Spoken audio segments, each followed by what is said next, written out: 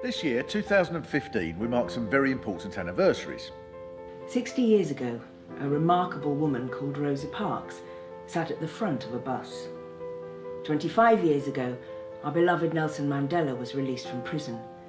And 10 years ago, the Palestinian people called for BDS, boycott, divestment and sanctions, until the Israeli state complies with international law and universal principles of human rights.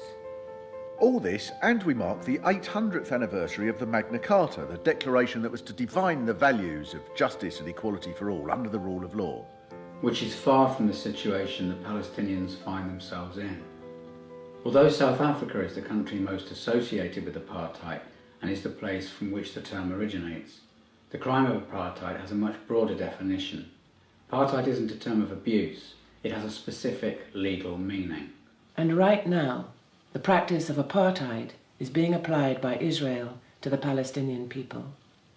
Archbishop Desmond Tutu has said, "If I could change the names, a description of what is happening in the West Bank and the Gaza Strip could describe events in South Africa under apartheid." For decades, Palestinians have been asking for their right to self-determination. But Israel is constantly creating a new reality on the ground, which is that of apartheid. On the 30th of November 1973, the United Nations General Assembly passed Resolution 3068.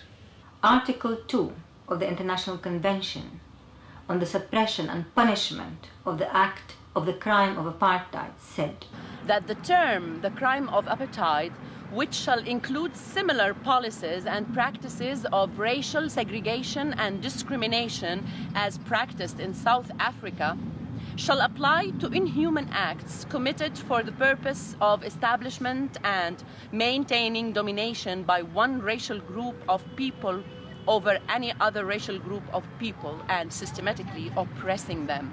It is time to make apartheid history, once and for all. The Boycott, Divestment and Sanctions movement is 10 years old this year. We hope we can bring it to a wider popular movement of citizens around the world. It's time to make apartheid history, once and for all! Make apartheid history. Make apartheid history. It's time to make apartheid a history, once and for all.